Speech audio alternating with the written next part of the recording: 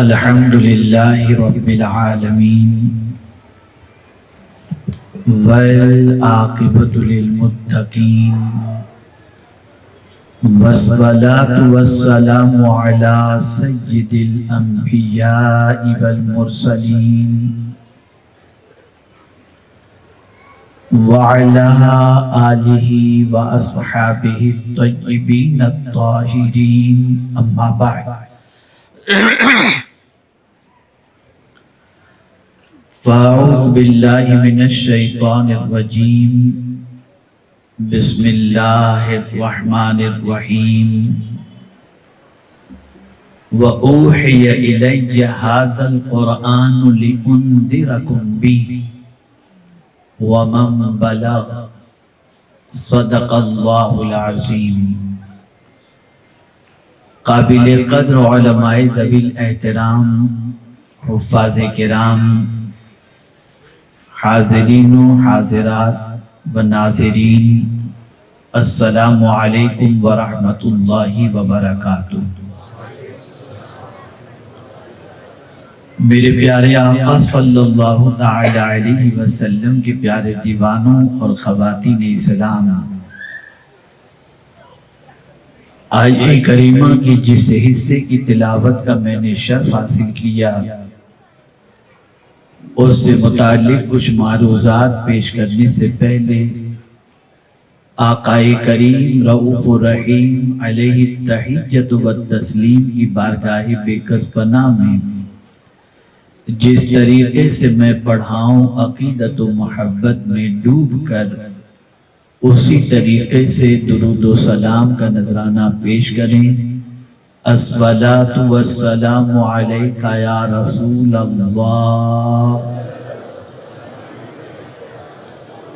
الصلاۃ والسلام علیک یا حبیب اللہ، الصلاۃ والسلام علیک یا نبی اللہ، الصلاۃ والسلام علیک یا نور اللہ، وعلی آلک و اصحابک یا حبیب اللہ، صلی اللہ تعالی علیہ وسلم۔ میرے پیارے آقا صلی اللہ تعالی علیہ وسلم کے پیارے دیوانوں، ہم اور آپ اس وقت دارالعلوم گلشن نوری نجم العلوم کے دستار حفظ کے جلسے میں شریک ہیں۔ آج کچھ باتیں میں ایسی آپ کی سماعتوں کے حوالے کرنا چاہتا ہوں جس سے شاید آپ کا ضمیر بیدار ہو اور آپ محسوس کر سکیں کہ جن بچوں کے دستار حفظ کے پروگرام میں آپ شریک ہوئے ہیں اور جن بچوں نے قرآن مقدس حفظ کیا اور جن بچوں کے اساتذہ نے ان بچوں کو قرآن مقدس حفظ کرایا اور جن بچوں کے والدین نے انہیں اس راہ کے اندر ڈالا، وہ کتنی عظمت والے ہیں اور ان کا مقام کیا ہے۔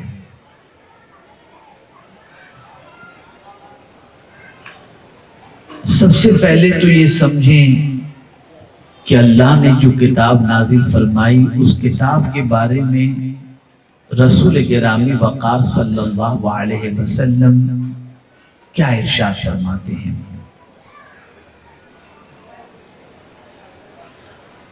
اللہ عز و جل نے قرآن مقدس میں ارشاد فرمایا، وَأُوحِيَ إِلَيَّ هَذَا الْقُرْآنُ لِأُنذِرَكُمْ بِهِ وَمَنْ بَلَغَ۔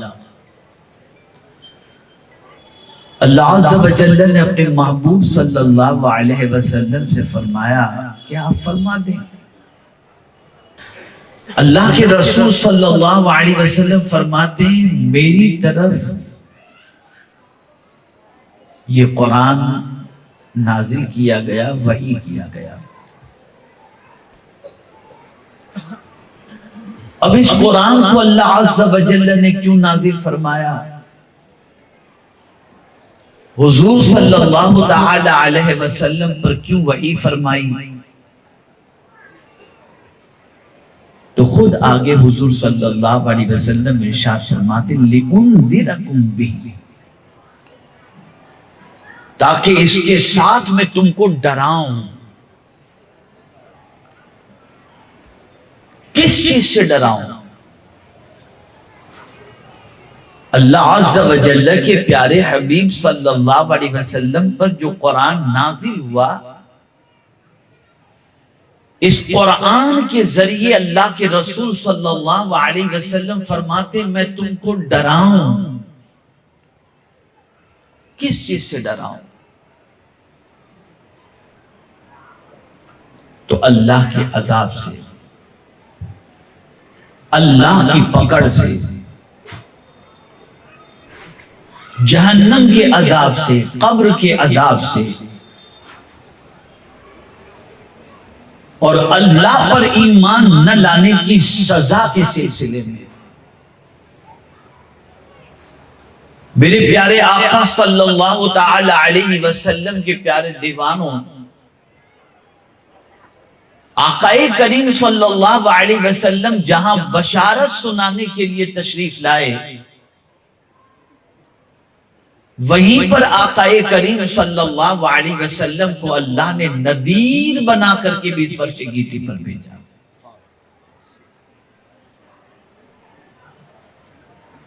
خود اللہ عز و جل قرآن مقدس میں ارشاد فرماتا ہے الحمدللہ الذی انزل علی عبدہ لِيَكُونَ لِلْعَالَمِينَ نَذِيرًا۔ یہ قرآن جو اللہ عز و جل نے حضور صلی اللہ علیہ وسلم پر نازل فرمایا، تو اس قرآن کے ذریعے سب کو ڈرانا ہے، سب کو اللہ عز و جل کا خوف دلانا ہے۔ میں تو عرض یہ کر رہا تھا، قرآن کے ذریعے حضور ڈرا رہے ہیں۔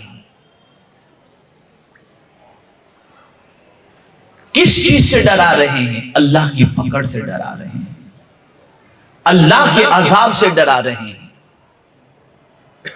تو کیا اس کتاب کے ذریعے جو ڈرانے کی بات ہے، تو کیا یہ کتاب ایسی ہے کہ اس کے ذریعے ڈرایا جائے؟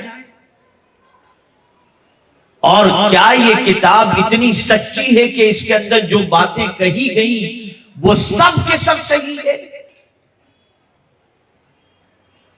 تو میرے پیارے آقا صلی اللہ علیہ وسلم کے پیارے دیوانوں، زمانہ گزر چکا اور زمانہ گزر جائے گا، اس کتاب جیسی سچی کتاب کوئی پیش کرنے کی طاقت نہیں رکھتا، اور یہ وہ کتاب ہے جو اللہ کی کتاب ہے، اور جو اللہ نے کہہ دیا وہ حق ہے، حق ہے اور حق ہے۔ اگر اس نے یہ فرما دیا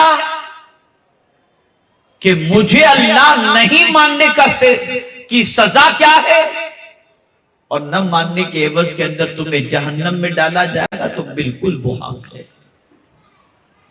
اگر اس نے یہ فرمایا کہ میرے ارشاد پر عمل نہیں کرو گے تو تم میرے عذاب میں گرفتار ہو جاؤ گے، بالکل اپنی جگہ صحیح ہے۔ اگر قرآن مقدس میں رب قدیر جل جلالہ نے فرما دیا ہے کہ اس گناہ کی یہ سزا ہے، تو وہ گناہ کی سزا مل کر کے رہے گی، اس لیے کہ یہ کتاب اللہ کی ہے، اللہ بھی سچا، اس کی کتاب بھی سچی، اور جس رسول پر کتاب نازل بھی وہ رسول بھی صادق الوعد الامین۔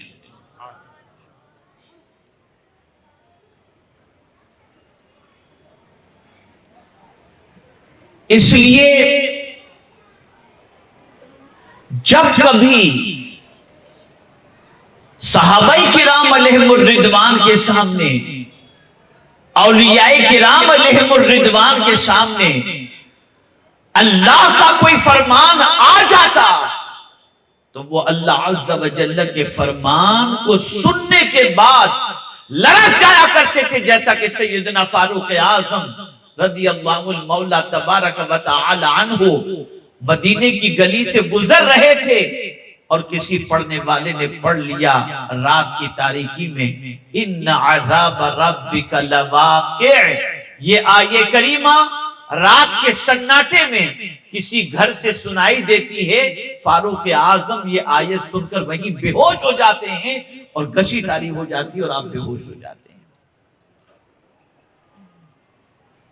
ارے بھائی اتنا تو سوچو کہ آپ کو خالی کہہ دے کہ کل ای ڈی کی ریڈ پڑنے والی ہے تو آپ کی نیند اڑ جاتی ہے, آپ کی طبیعت بگڑ جاتی ہے, آپ پریشانی میں گرفتار ہو جاتے ہیں. کل فلاں جانچ کرنے آنے والا ہے, سنتے ہی پسینے نکل جاتے ہیں. تو جب انسان کے قول کے اندر اتنی طاقت ہے تفتیش کرنے والے کی کہ تفتیش کرنے والا اگر کوئی آئے تو آپ کام جاتے ہو, تو اللہ عز و جل تو خود فرماتا ان ربک لبالمرصاد کہ بے شک تمہارا رب گھات لگائے ہوئے ہے. یعنی تم جو کچھ کر رہے ہو اللہ عز و جل اسے دیکھ رہا ہے. میرے پیارے آقا صلی اللہ تعالی علیہ وسلم کے پیارے دیوانوں, یہی وجہ ہے کہ جب اس زمانے کے پڑھے لکھے لوگوں نے رسول اعظم صلی اللہ علیہ وسلم کے دور پاک کے شاعروں نے جب آقا کریم صلی اللہ علیہ وسلم کی زبان اقدس سے قرآن کی آیتیں سنی تو سننے کے بعد ان پر ایک عجیب کیفیت طاری ہوئی اور برجستہ پکار اٹھے. ہم نے بڑے بڑے شعراء اور حکیموں کی باتیں سنی ہیں لیکن یہ کلام بتا رہا ہے کہ سچا ہے اور یہ کلام بتا رہا ہے کہ یہ اللہ عز و جل کی کا کلام ہے. اب آئیے اس کتاب کی فضیلت کے بارے میں بتاؤں اور ان بچوں کے بارے میں بتاؤں اور ان لوگوں کے بارے میں بتاؤں جن کے سینے میں قرآن مقدس موجود ہے.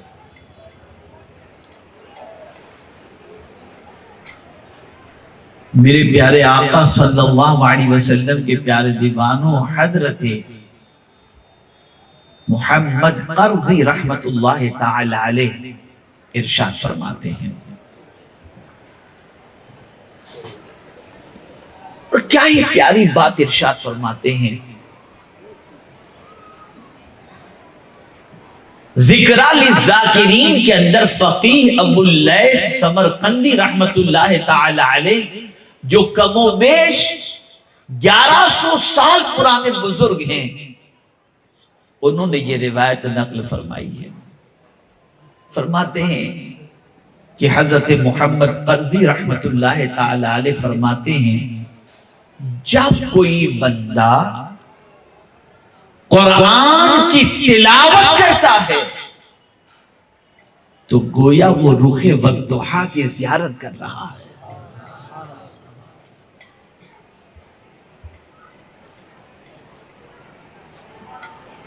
قرآن کی تلاوت کرنے والے کو اللہ کے وہ ولی کامل فرما رہے ہیں کہ جب کوئی بندہ قرآن کی تلاوت کر رہا ہوتا ہے, اور وہ بھی اسی آیت کے تحت فرماتے ہیں کہ جب کوئی تلاوت کر رہا ہوتا ہے تو گویا رخ والضحیٰ کی زیارت کر رہا ہے.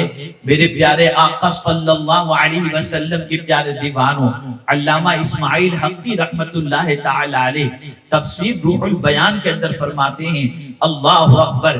کسی نے آ کر ان سے پوچھا میں رسول گرامی وقار صلی اللہ علیہ وسلم کا دیدار کرنا چاہتا ہوں, آپ مجھے کوئی نسخہ عطا فرمائیں تاکہ پیغمبر رحمت صلی اللہ علیہ وسلم کے دیدار سے میں مشرف ہو سکوں. تو آپ جانتے ہیں حضرت علامہ اسماعیل حقی رحمت اللہ تعالی علیہ فرماتے ہیں کہ اے رخ مصطفیٰ صلی اللہ علیہ وسلم کو دیکھنے کی خواہش رکھنے والے بندے سن لے, تو قرآن کو دیکھا کر, قرآن کی تلاوت کر, ایک نہ ایک دن تجھے صاحب قرآن کا جلوہ نظر آ ہی جائے گا. میرے پیارے آقا صلی اللہ علیہ وسلم کے پیارے دیوانوں، یہ کتاب بڑی عظمت والی کتاب ہے، اس کتاب کی شان بہت عرف و اعلیٰ ہے۔ میرے پیارے آقا صلی اللہ تعالی علیہ وسلم کے پیارے دیوانوں، اللہ کے رسول صلی اللہ علیہ وسلم جس تک یہ کتاب پہنچے، اللہ کے رسول صلی اللہ علیہ وسلم فرماتے ہیں میں اسے بھی ڈرا رہا ہوں جس تک یہ کتاب پہنچ رہی ہے، اور تم کو بھی ڈرا رہا ہوں۔ پتہ چلا اے رسول اعظم صلی اللہ علیہ وسلم کے دیوانوں، اس کتاب کے اندر جن چیزوں سے بچنے کا حکم دیا گیا اس سے بچو۔ اگر اللہ کی پکڑ سے نہیں بچو گے، اللہ عز و جل کے احکام کی نافرمانی کرو گے تو اللہ کی پکڑ سے بچ نہیں سکتے۔ زمانہ دکھا رہا ہے، حالات دکھا رہے ہیں، اچانک پکڑ ہو رہی ہے۔ انسان اپنے منصوبے بناتا ہے، اپنے خواب تیار کرتا ہے، اپنی پلاننگ بناتا ہے، لیکن آپ مجھے بتاؤ کون سا انسان ہے جس کی 100% پلاننگ کامیاب ہو رہی ہو، یا جو وہ چاہتا ہے وہ ہوتا ہے؟ نہیں نہیں، میرے پیارے آقا صلی اللہ علیہ وسلم کے پیارے دیوانوں، کوئی نہیں جانتا اس کے بارے میں اللہ نے کیا فیصلہ کر رکھا ہے، کل اس کے ساتھ کیا ہونے والا ہے، اس کے ساتھ کیا اس کے ساتھ جو ہے کیا معاملات پیش آنے والے ہیں۔ اس لیے میرے پیارے آقا صلی اللہ علیہ وسلم کے پیارے دیوانوں، اللہ کے رسول صلی اللہ تعالی علیہ وسلم پر نازل ہونے والی اس کتاب نے واضح لفظوں میں فرما دیا، بندے جینے کی تجھے ہوس ہے، جینے کی تیرے اندر تڑپ ہے۔ دنیا کا کوئی انسان مرنا نہیں چاہتا، دنیا کا انسان موت سے بچنے کے لیے کبھی اپنے لیے سیکیورٹی گارڈ کا انتظام کرتا ہے، کبھی بلیٹ پروف جیکٹ پہن لیتا ہے، کبھی بلیٹ پروف کار کے اندر سفر کرتا ہے اور سوچتا ہے کہ وہ مرے نہیں، کوئی مارے نہیں۔ لیکن اللہ اکبر، میرا رب ارشاد فرماتا ہے لِكُلِّ أُمَّةٍ أَجَلٌ إِذَا جَاءَ أَجَلُهُمْ لَا يَسْتَأْخِرُونَ سَاعَةً وَلَا يَسْتَقْدِمُونَ۔ میرا رب فرماتا ہے أَيْنَمَا تَكُونُوا يُدْرِكْكُمُ الْمَوْتُ وَلَوْ كُنْتُمْ فِي بُرُوجٍ مُشَيَّدَةٍ۔ تم جہاں کہیں بھی ہو موت تمہیں آ کر کے رہے گی، چاہے تم مضبوط قلعے کے اندر رہو۔ پتہ چلا اگر اللہ کا فرمان سچا نہیں ہے اور اللہ کی کتاب سچی نہیں ہے تو پھر مجھے بتاؤ، دنیا کا کوئی انسان مرنا نہیں چاہتا، باڈی گارڈ کے درمیان ہوتا ہے، باڈی گارڈ ہی کبھی شوٹ کر دیتے ہیں۔ انسان مرنا نہیں چاہتا، بلیٹ پروف جیکٹ پہن کر جاتا ہے، اٹیک آتا ہے اور مر جاتا ہے، موت سے کوئی نہیں بچ پاتا۔ پتہ چلا اللہ کا فرمان سچا ہے، اللہ کی کتاب سچی ہے، اللہ کا حکم سچا ہے۔ میرے پیارے آقا صلی اللہ علیہ وسلم کے پیارے دیوانوں، اس لیے اس کتاب کے ذریعے جب ڈرایا گیا اور جو ڈرتا چلا گیا، اللہ عز و جل نے اسے عزت و سربلندی عطا فرمائی۔ اور آپ جانتے ہیں ایک بات میں آپ کے سامنے عرض کرتا ہوا چلوں تاکہ آپ محسوس کر سکیں، آج کا مسلمان یہ کہتا ہے ہم پریشانی میں گھرے ہوئے ہیں، مصائب ہمارے دروازے پر دستک دے رہے ہیں، ہم کیا کریں؟ مولانا اللہ عز و جل کی مدد ہمارے ساتھ کب آئے گی؟ کبھی آپ نے قرآن کا مطالعہ کیا، اللہ کی کتاب کو پڑھنے کی کوشش کی، اللہ کی کتاب میں آپ نے تلاش کرنے کی کوشش کی کہ اللہ عز و جل کی رحمت کس کے ساتھ ہے، اللہ کی مدد کس کے ساتھ ہے، اللہ کی نصرت کس کے ساتھ ہے؟ میں آپ سے پوچھنا چاہتا ہوں، ہم دعائیں کرتے ہیں سر کے اوپر نہیں جاتی، اللہ والے دعا کرتے تھے عرش تک پہنچتی نظر آتی تھی، باب اجابت سے ٹکراتی نظر آتی تھی، وہ جو کہہ دیتے تھے وہ ہو جایا کرتا تھا۔ زبان ہماری بھی ہے، زبان ان کی بھی تھی، ہماری زبان کا عالم یہ ہے، ہم کچھ بھی کہیں باب اجابت سے کبھی ٹکراتی ہے، کبھی نہیں ٹکراتی، لیکن اللہ والوں کی زبان سے جب کوئی بات نکلتی تھی اللہ عز و جل قبول فرما لیتا تھا۔ حد تو یہ ہے کہ میرے پیارے آقا صلی اللہ علیہ وسلم کے پیارے دیوانوں، وہ اگر مٹی کو ہاتھ میں لے کر کہہ دیں کہ اے مٹی تو سونا بن جا، اللہ اسے سونے میں تبدیل فرما دیتا تھا۔ سوال یہ پیدا ہوتا ہے، زبان ان کی بھی تھی، زبان ہماری بھی تھی، پھر کیا بات ہے؟ وہ کہتے تھے ہو جاتا تھا، ہم کہتے ہیں نہیں ہوتا۔ اللہ اکبر، وجہ سب سے بڑی یہ ہے کہ قرآن کی ان آیتوں کا مطالعہ کرو جن آیتوں میں اللہ نے فرمایا ہے کہ کہ میں کس کے ساتھ ہوں، میری رحمت کس کے ساتھ ہے۔ آئیے ایک آیت میں آپ کے سامنے پیش کروں تاکہ فرق بھی سمجھ میں آ جائے اور محض بات ہی نہ سنیں، آپ اس کو دل و دماغ میں اتارنے کی کوشش بھی کریں۔ کہ آقا کریم صلی اللہ علیہ وسلم نے فرمایا نا، اس کتاب کے ذریعے میں تم کو ڈرانے کے لیے آیا ہوں، میں اس کتاب کے ذریعے تم کو ڈراتا ہوں۔ آئیے قرآن کہہ رہا ہے ان اللہ مع الذین اتقوا والذین هم محسنون، بے شک اللہ متقیوں کے ساتھ اور نیکی کرنے والے، احسان کرنے والوں کے ساتھ ہے۔ اللہ اکبر، یہ اللہ کا فرمان ہے، اللہ عز و جل کی رحمت متقین کے ساتھ ہے۔ اس لیے آپ دیکھیں اللہ کے برگزیدہ بندوں کی بارگاہ کے اندر آدمی حاضر کیوں ہوتا ہے، اولیاء کے آستانے پر حاضر کیوں ہوتا ہے؟ اس لیے حاضر ہوتا ہے وہ تو کہیں بھی جا کے دعا کرے اس کی دعا قبول ہو سکتی ہے، لیکن جاتا کیوں ان کی بارگاہ کے اندر ہے؟ وجہ یہ ہے یہ متقی ہیں، ان کی بارگاہ میں جا کے دعا کروں گا تو اللہ کی رحمت یہاں نازل ہوتی ہے، ان کے صدقے میں اللہ ہماری دعاؤں کو قبول فرما لیا کرے گا۔ میرے پیارے آقا صلی اللہ علیہ وسلم کے پیارے دیوانوں، اللہ کی کتاب بہت عظمت والی کتاب ہے، اس کتاب کے فرمان پر عمل کرو۔ جب رب نے فرما دیا احل اللہ البیع وحرم الربا، اللہ نے تجارت کو حلال فرمایا، سود کو حرام فرمایا ہے۔ اب اگر کوئی شخص سود کے کاروبار کو نفع بخش کاروبار سمجھ کے کرتا ہو، میں پوری دیانتداری کے ساتھ عرض کرتا ہوں، یاد رکھیں اس کا سودی کاروبار چلے گا بھی نہیں اور نتیجتاً اس کا کیپٹل بھی تباہ ہو جائے گا، زندگی کا سکون بھی ختم ہو جائے گا، بربادی کی زندگی اس کی بنتی چلی جائے گی۔ لیکن اللہ عز و جل نے جب فرما دیا احل اللہ البیع، اللہ نے تجارت کو حلال فرمایا تو اللہ تعالیٰ نے اس میں برکتیں بھی رکھی ہیں۔ بہت سارے تاجر ایسے ہیں جو پہلے کچھ نہیں ہوتے لیکن اللہ نے حلال رکھا ہے تجارت کو تو اللہ تعالیٰ تجارت کے ذریعے برکت عطا فرماتا ہے۔ یاد رکھو میرے پیارے آقا صلی اللہ علیہ وسلم کے پیارے دیوانوں، آپ جانتے ہیں میں اب جو قول حضرت عبداللہ ابن مسعود رضی اللہ تعالیٰ عنہ کا پیش کرنے جا رہا ہوں، آپ سنیں گے نا تو آپ کا ایمان تازہ ہو جائے گا۔ اللہ اکبر، حضرت عبداللہ ابن مسعود رضی اللہ تعالیٰ عنہ فرماتے ہیں، اللہ اکبر، تلاوت کرنے والا ایسا ہے جیسے اس کے لیے اللہ نے دسترخوان سجا کے رکھا ہو۔ تلاوت کرنے والا قرآن کی وہ ایسا ہے جیسے اس کے لیے اللہ نے دسترخوان سجا کے رکھا ہے۔ اب دسترخوان سجا ہوتا ہے تو آدمی کھانا کھاتا ہے نا، تو تلاوت کرنے والے کے لیے کون سا دسترخوان؟ تلاوت کرنے والے کے لیے اگر اللہ نے دسترخوان سجا رکھا ہے تو اس دسترخوان سے وہ بندہ پاتا کیا ہے؟ قربان جائیے ان کے ارشاد پر، فرماتے ہیں اس کو جتنی علم کی بھوک ہوگی اللہ اس کی استطاعت کے مطابق اسے علم عطا فرما دے گا۔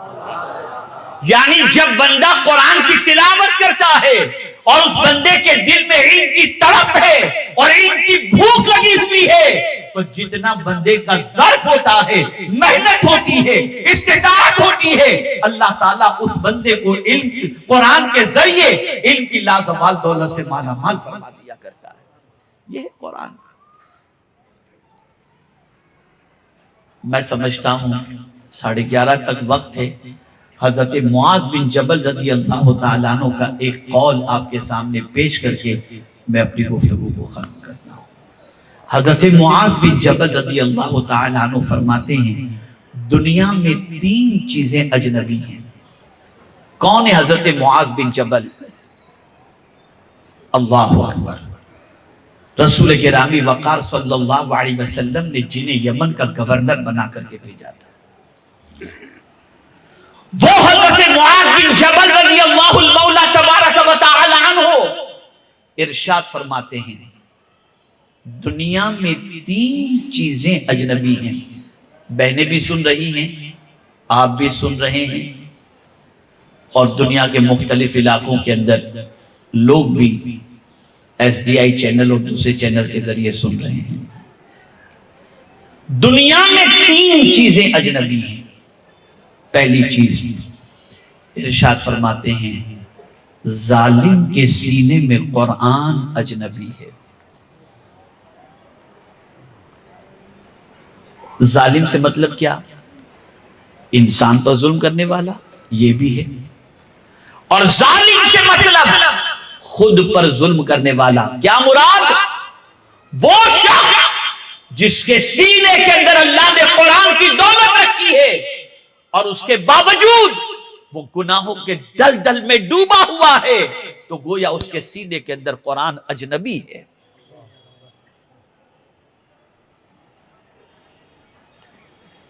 اس نے قرآن کی عظمت کو نہیں سمجھا۔ ایک عظمت والی کتاب اس کے سینے میں موجود ہے، پھر بھی وہ شخص گناہ کر رہا ہے، برائیاں کر رہا ہے، بد کرداری کر رہا ہے، انسانوں پر ظلم کر رہا ہے۔ تو حضرت معاذ بن جبل رضی اللہ تعالیٰ عنہ فرماتے ہیں ظالم کے سینے میں قرآن اجنبی ہے۔ دوسری بات انہوں نے فرمائی، ارشاد فرماتے ہیں بروں کے درمیان نیک آدمی بھی اجنبی ہے۔ اب اس کو آپ سوسائٹی میں دیکھ سکتے ہیں، معاشرے کے اندر اس کا جائزہ لے سکتے ہیں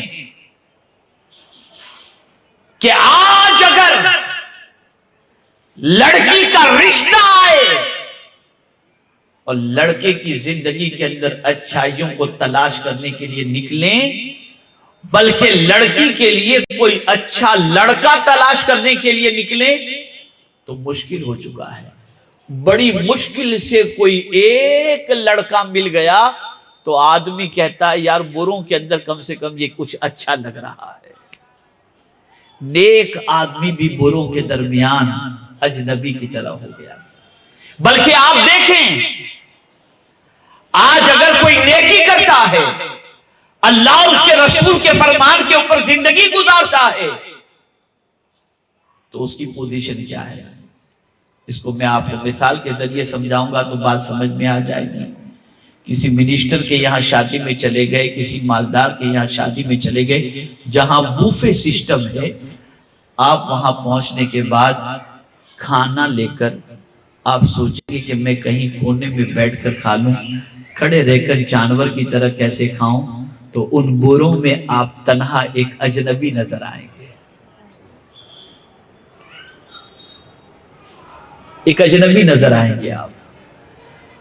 پلیٹ فارم کے اوپر اسٹیشن پر بیٹھنے کی جگہ نہیں ہے اور آپ کو پیاس لگی ہے اور آپ پانی کی بوتل لے کر کے جگہ تلاش کر کے بیٹھ کر پانی پینا چاہیں گے، تو اتنے لوگ جو ہوں گے جو کھڑے رہ کر کے بوتل بھی پی رہے ہیں، سب کچھ پی رہے ہیں، ان سارے بروں کے اندر آپ بیٹھ کر پانی پینے والے تنہا ایک اجنبی نظر آئیں گے۔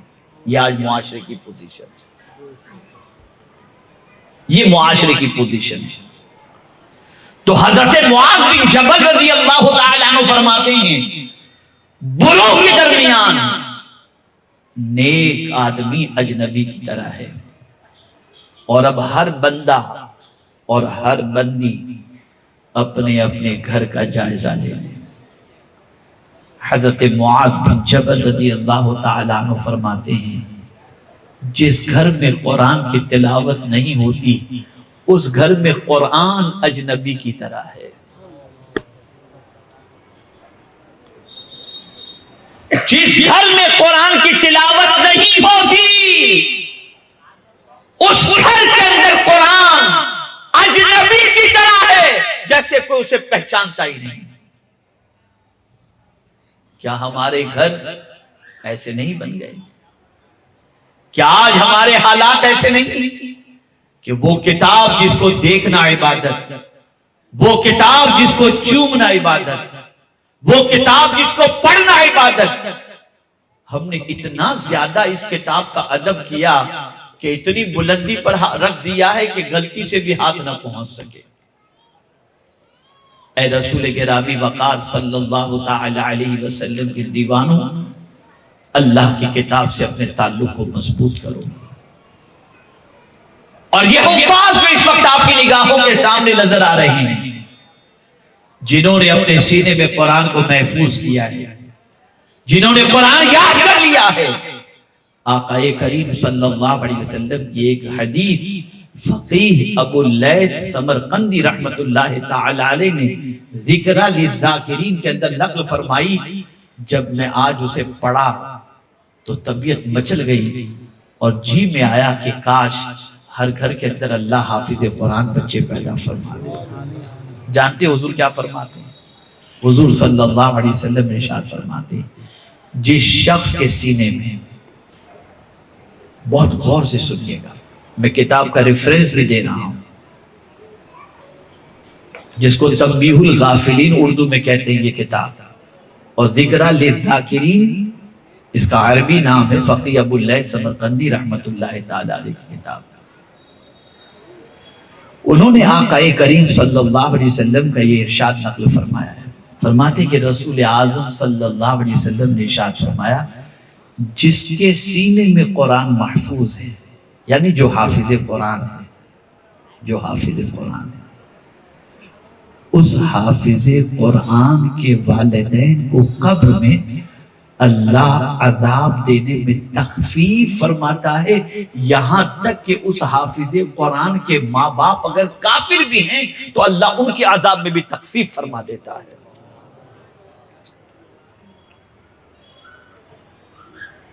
بچہ حافظ قرآن ہے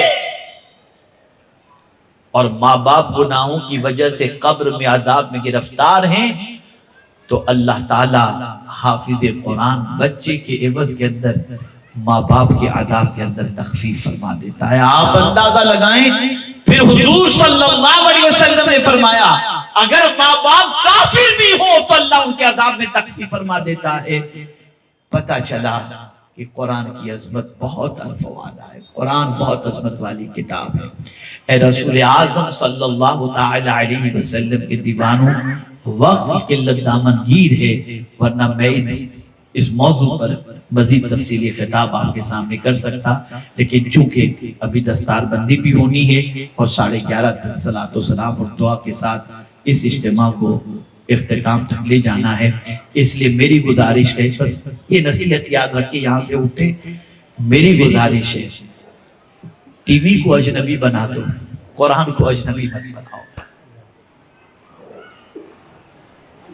ٹی وی روز کھولتے ہو، اٹھ کر سونے سے پہلے ٹی وی اے ریموٹ کہاں ہے، ریموٹ کہاں ہے، ریموٹ کہاں ہے، بس جلدی سیل ڈالو اس کے اندر، ارے خراب ہو گیا، ٹی وی خراب ہو گیا، یہ حال ہو چکا ہے۔ قرآن پڑھا ہوا انتظار کر رہا ہے کہ کوئی مجھے چھوئے، کوئی مجھے پڑھے۔ ہمارے گھروں کے اندر آج قرآن اجنبی کی طرح ہو گیا۔ یاد رکھو، جس گھر میں قرآن کی تلاوت نہیں ہوتی، قرآن اللہ کی بارگاہ میں اس کے لیے شکایت کرتے ہوئے عرض کرتا ہے، اے اللہ، اس نے میری تلاوت سے اپنے گھر کو محروم رکھا، تو اپنی برکتوں سے اسے محروم رکھ۔ قرآن پڑھو، اور یہ ادارہ قائم کیا گیا دارالگلشن نوری، اس کی وجہ یہی ہے کہ یہاں سے حافظ قرآن، عالم قرآن بن کر کے نکلیں اور آپ تک قرآن مقدس کے پیغام کو اور مسجدوں میں تراویح کے ذریعے قرآن سنا کر آپ کو قرآن کی برکتوں سے مالا مال فرمائیں۔ اللہ رب العزت جل جلالہ آقا کریم رؤوف الرحیم علیہ التحیۃ والتسلیم کے صدق و طفیل ان حفظ کرنے والے بچوں کو پروردگار دونوں جہاں کی بھلائیاں نصیب فرمائے، اور ان بچوں کو یہ نصیحت میری خاص طور پر ہے کہ یاد رکھیں، ظالم کے سینے میں قرآن اجنبی کی طرح ہے۔ خدا کے لیے گناہ کی دہلیز پر کبھی مت جانا، ورنہ قرآن کی عظمتیں تمہارے سینے سے نکل جائیں گی تو تباہ ہو جاؤ گے، برباد ہو جاؤ گے، اور اسی کے ساتھ ساتھ میرے پیارے آقا صلی اللہ علیہ وسلم کے پیارے دیوانوں، اپنے آپ کو قرآن کے سانچے میں ڈھالنے کی کوشش کریں۔ حضور فرماتے ہیں وَأُوحِيَ إِلَيَّ هَذَا الْقُرْآنَ لِأُنذِرَكُم بِهِ وَمَن بَلَغَ۔ میرے پیارے آقا صلی اللہ علیہ وسلم کے پیارے دیوانوں، اس کتاب میں جو کچھ ہے اللہ کے رسول صلی اللہ علیہ وسلم اس کتاب کے ذریعے ڈرا رہے ہیں۔ ڈرو اللہ سے، خوف اللہ کا دل میں پیدا کرو اور اللہ کے ارشاد پر عمل کر کے دونوں جہاں میں کامیابی اور سرخری حاصل کرنے کی کوشش کرو۔ اللہ تعالیٰ آقا کریم صلی اللہ علیہ وسلم کے سطو و طفیل مجھے آپ کو سب کو قرآن مقدس سے اپنے تعلق کو مضبوط کرنے کی توفیق نصیب فرمائے، اور رب قدیر جل جلالہ حفظ کرنے والے بچے، ان کے اساتذہ اور ان کے ماں باپ اور تعاون کرنے والے ادارے کے افراد کو دونوں جہاں کی بھلائیاں نصیب فرمائے۔ وَمَا عَلَيْنَا إِلَّا الْبَلَاغُ الْمُبِينُ۔ السلام علیکم ورحمۃ اللہ وبرکاتہ۔